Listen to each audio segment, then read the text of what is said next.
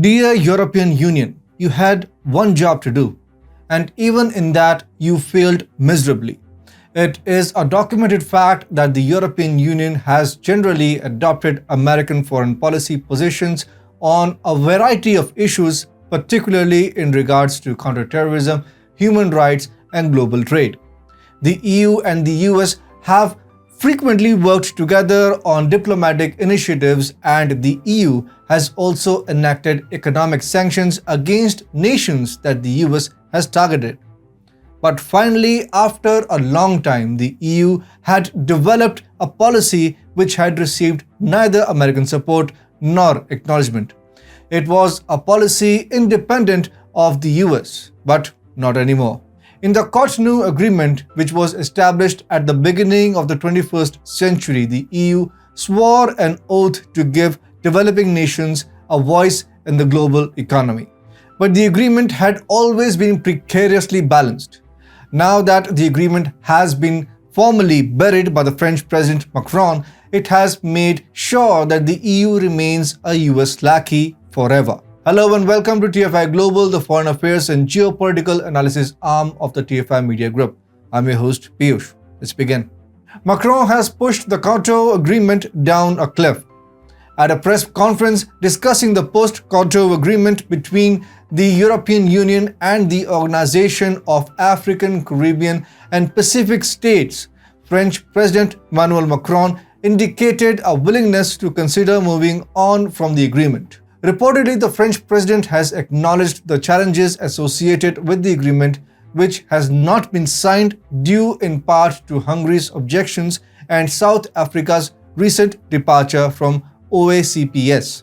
For Macron, the framework is utterly outdated and there needs to be a revitalization of North-South relations. He has also promoted a global financing summit in Paris, indicating that France is pressing on new things rather than old shabby agreements. To understand the agreement, let's rewind back to 2000s.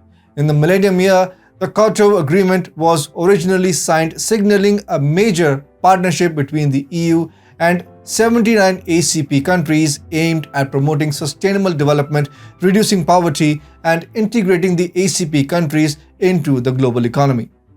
It covered a wide range of issues including trade, development, cooperation, political dialogue, and human rights, though the pledges by the European Union were never fulfilled. As a result, the EU came up with an entirely new post-Cotonou agreement. This new agreement was a more updated framework that takes into account new challenges and developments such as climate change, digitization, and migration. It aims to support the implementation of the Sustainable Development Goals of the United Nations and emphasized the need for greater cooperation and partnership between the EU and the ACP countries. Given that Hungary's blockade had alarmed the ACP countries, Macron was scheduled to discuss the future of post-Cotonou. Macron, though, nabbed them off guard. The 187-page post-Cotonou agreement covered a wide range of topics including connectivity, human rights, statistics, and inclusive and pluralistic societies. But unlike its predecessor, it has no bearing on how the European Commission distributes its foreign aid.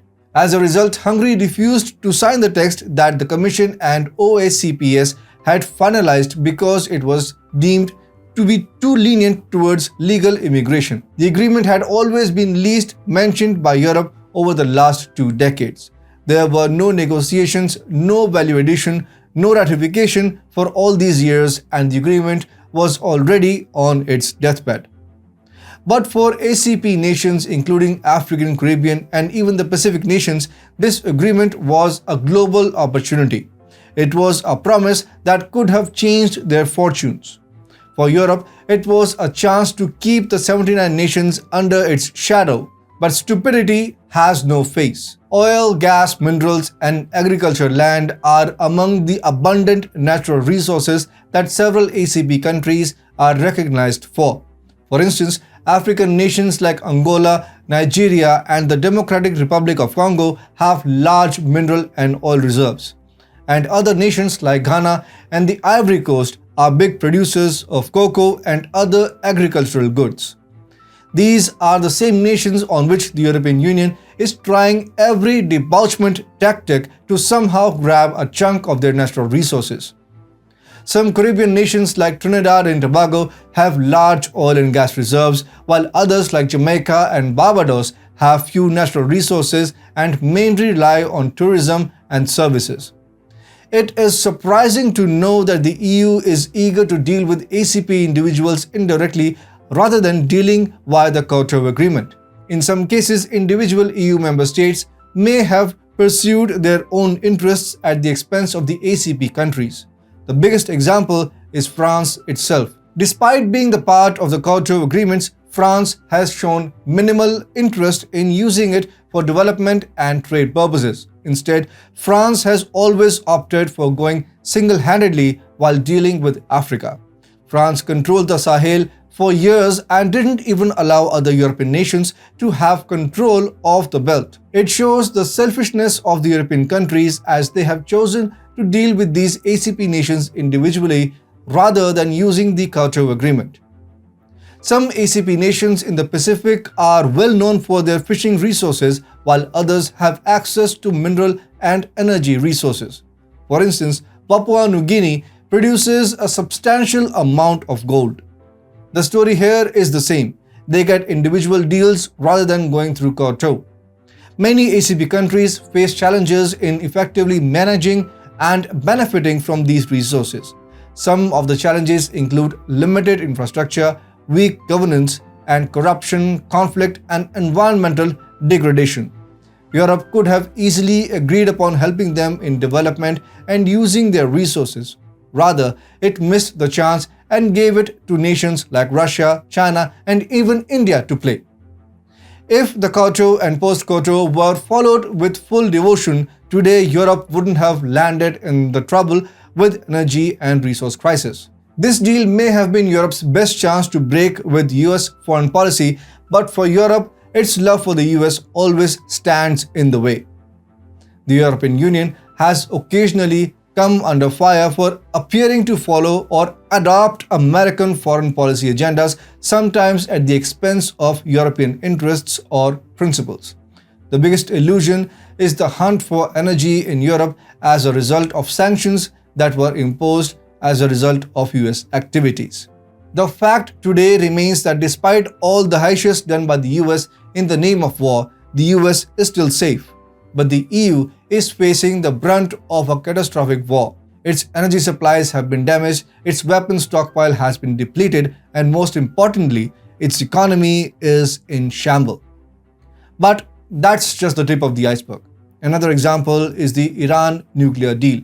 The Joint Comprehensive Plan of Action, or JCPOA, often known as the Iran nuclear deal, was negotiated with the assistance from the EU, but the US withdrew from it in 2018. The US reimposed sanctions on Iran in spite of resistance from the EU, and this had a severe effect on European companies that had made investments in Iran. EU could have gone with its own JCPOA rather than being a part of the US one, but that did not happen. As a part of the NATO alliance, the US has long pushed European nations to raise their defense spending. Irrespective of their nation's economies being in shambles, most of them simply obliged. But alas, who has the guts to challenge the Grand Master of the West? None. The fact is that most of the European Union members are US lackeys, and it's pretty saddening. The Cotonou Agreement provided the European Union with a rare chance to expand its relations with the ACP countries and project its might on the international stage. But by ignoring the ACP countries, the EU has wasted this chance and allowed itself to be used as a pawn in American foreign policy. While the EU has long aimed to lead the world in advancing human rights, sustainable development, and poverty reduction, this goal of helping these ACP nations cannot be achieved without solid alliances with underdeveloped countries. It is time for the EU to adopt a principled stance, renew its commitment to the ACP countries, and chart a course for collaboration that puts interest of both the parties ahead of American diktats.